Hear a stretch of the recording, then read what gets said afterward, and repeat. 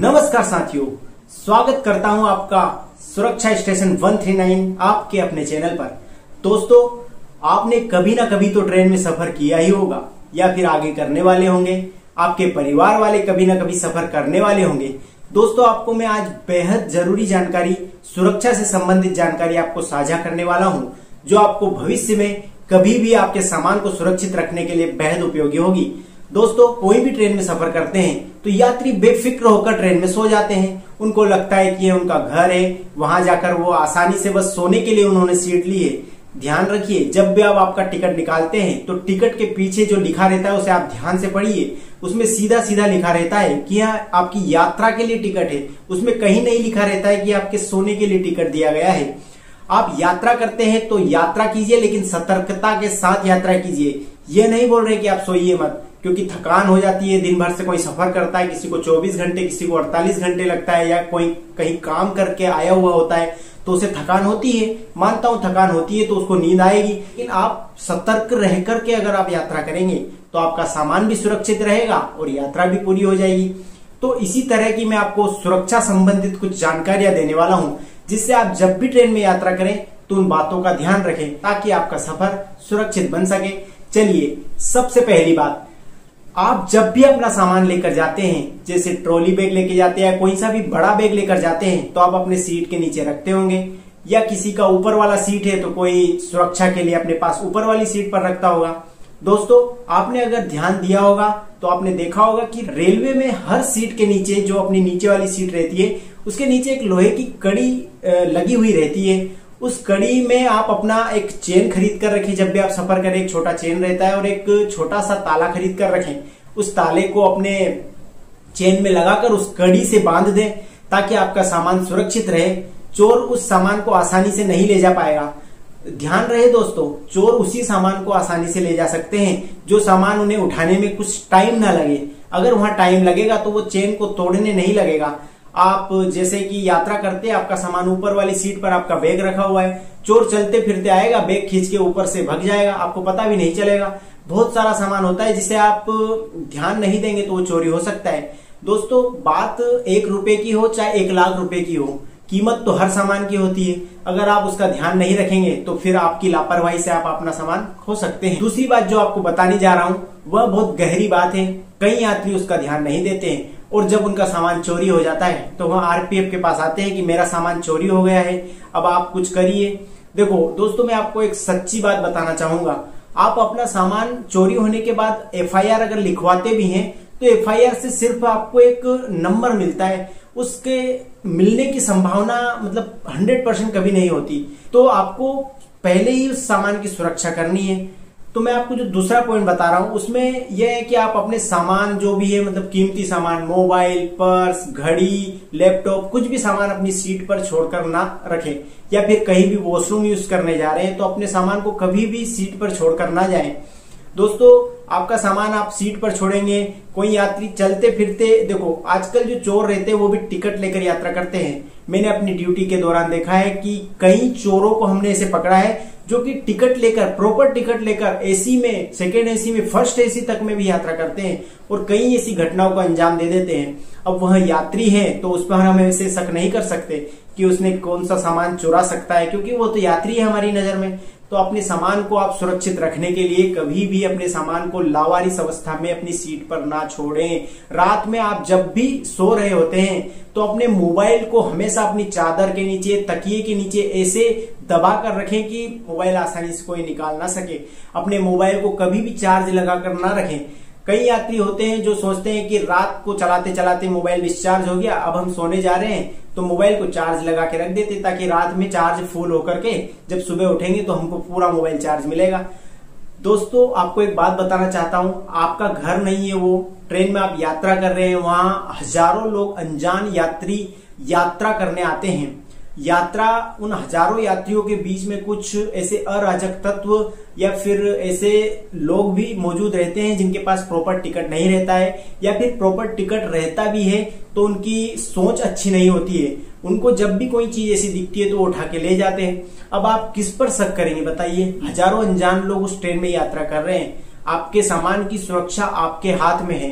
आप सामान को लावारिस अवस्था में कभी ना छोड़ें। मोबाइल को रात में कभी भी चार्ज पर ना लगाएं। जब आप जग रहे हैं तभी उस मोबाइल को चार्ज पर लगाएं। जब आप सोने वाले हैं तो मोबाइल को सुरक्षित जगह पर रख करके सोएं।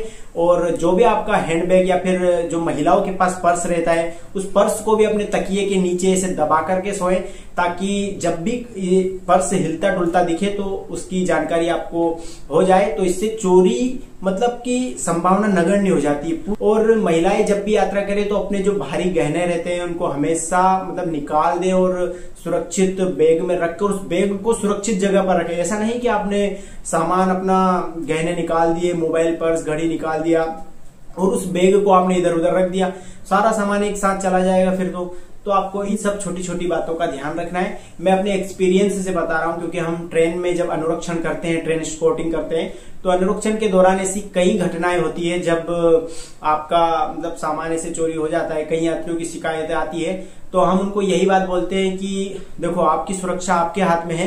आप ट्रेन में सफर करने आए हो, ना कि सोने के लिए आए हो। आप सोइए, हम ये नहीं बोल रहे कि आप सोइए मत, आप थके हुए हैं आप सोइए, लेकिन थोड़ी सतर्कता के साथ सोइए। आप घर जाकर के सो लीजिएगा, आप थोड़ा सा आराम कीजिए, अपनी बॉडी को रिलैक्स कीजिए, लेकिन अपने सामानों को सुरक्षित रखते हुए रिलैक्स कीजिए। और इसके बाद हम आपको तीसरी बात बताने वाले हैं। तीसरी बात है कि आप किसी भी अनजान व्यक्ति से ट्रेन में कभी भी कुछ खाने पीने का सामान ना लें, क्योंकि हम जब ट्रेन में अनुरक्षण करते हैं तो हम एक जागरूकता अभियान भी चलाते हैं कि आप किसी भी अनजान व्यक्ति से या बाहरी व्यक्ति से कोई भी खाने पीने का सामान ना खरीदे, क्योंकि उसमें जहर खुरानी हो सकती है। जहर खुरानी का मतलब यह है कि कोई भी व्यक्ति अनजान व्यक्ति है या यात्रा कर रहा है आपके साथ, वो आपसे घुल मिल जाएगा। इस तरह से घुले मिलेगा कि आपसे सारी जानकारी निकाल लेगा कि आप कहाँ से हैं, आप क्या करते हैं, कहाँ के रहने वाले हैं। आपको लगेगा कि ये तो मेरा साथी है। अरे आपने 1 घंटे के सफर में या फिर 5 घंटे के सफर में आपने उस पर इतना बिलीव कर लिया कि आप वो जो आपको खाने का सामान देगा, उस खाने के सामान को आप आसानी से ले लेंगे और उसके साथ मिलकर खाने लगेंगे। और उसी सामान में कुछ ऐसा नशीला पदार्थ रहेगा कि आपको तुरंत नींद आने लगेगी। और नींद आने से जब आप बेहोशी की अवस्था में चले जाएंगे तो आपको आपके कीमती सामानों का ध्यान नहीं रहेगा। आप क्योंकि बेहोशी की अवस्था में, और उसी मौके का फायदा उठाकर वह व्यक्ति, देखो मैं किसी हर व्यक्ति के बारे में नहीं बोल रहा हूं, मैं कुछ ऐसे अराजक तत्व जो कि चोरी करने के मकसद से ही टिकट लेते हैं या फिर यात्रा करते हैं और आपके साथ घुलने मिलने का प्रयास करते हैं, उनकी बातें कर रहा हूं। तो वह व्यक्ति जब आप बेहोशी की अवस्था में जाएंगे तो आपसे सामान आपका उठा करके ले जाएगा और आपका सामान चोरी हो जाएगा। तो आपको इस तरह से किसी भी अनजान व्यक्ति पर आसानी से भरोसा नहीं करना है और किसी भी अनजान व्यक्ति या बाहरी व्यक्ति से खाने पीने का सामान नहीं लेना है। देखो ट्रेन में आप ज्यादातर ट्रेनों में एक मतलब अलग से कोच लगा रहता है जिसे पेंट्री कार बोलते हैं। उसमें मतलब कि खाना जो रेलवे के टिकट वाले जो यात्री रहते हैं, जो मतलब ऑथोराइज्ड यात्री रहते हैं, उन यात्रियों के लिए खाना उसी ट्रेन में मिलता है। तो उसी खाने पर आप भरोसा करें, क्योंकि वो IRCTC द्वारा वेरीफाइड रहता है, रेलवे द्वारा वेरीफाई करके उसको परमिशन दिया जाता है। तो उसी पर आप मतलब खाना ऑर्डर करें और खाएं। इसके बाद आपको लास्ट में बताता हूं कि अगर आपका सामान चोरी हो गया तो आपको क्या करना है। तो सबसे पहले तो आपको 139 रेल मदद पर कॉल करके इसकी सूचना देना है, और या फिर अगर उस ट्रेन में कोई RPF स्टाफ है या फिर TT स्टाफ है तो उसे इसके बारे में जानकारी देना है कि सर मेरा ये सामान चोरी हो गया है। उसकी सूचना देने के बाद आपकी पूरी मदद की जाएगी। फिर इसके पश्चात आपको FIR जरूर करवाना है। FIR मतलब फर्स्ट इन्फॉर्मेशन रिपोर्ट, प्रथम सूचना रिपोर्ट जिसे कहा जाता है। अगर आप FIR करवाते हैं तो आपके सामान मिलने की संभावना बढ़ जाती है, और जितना जल्दी आप FIR करवाएंगे उतनी ज्यादा संभावना रहेगी कि आपका सामान मिल जाए।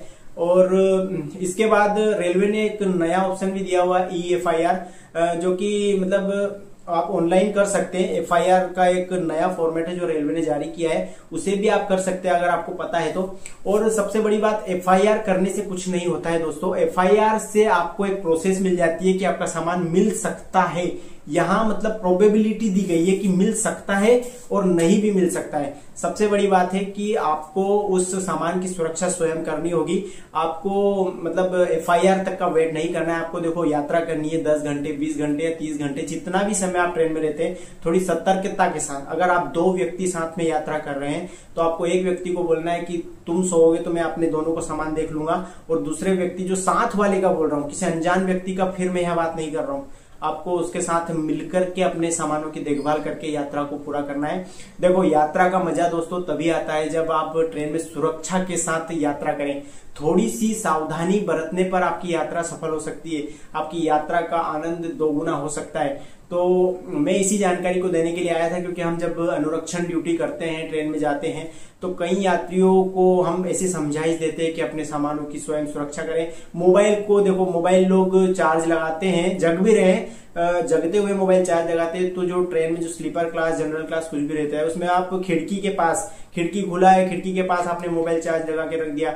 अब चोरों को आसानी से, जब प्लेटफॉर्म पर ट्रेन रुकती है और ट्रेन जब जैसे ही चलने के लिए तैयार होती है, तो मोबाइल चार्ज लगा देखते हैं, तो चोर लोग जो रहते हैं ना, खिड़की से मोबाइल को एकदम खींच लेते हैं। और जब ट्रेन चल दी होती है, उस टाइम पर आप कुछ नहीं कर सकते, क्योंकि आप ट्रेन से उतरेंगे तब तक तो वो कहाँ जा चुका होगा आपको पता भी नहीं चलेगा। वो उनको डेली हैबिट में रहता है। तो इस तरह से आप अपने सामानों की सुरक्षा करें। आपकी जागरूकता ही आपकी सुरक्षा है।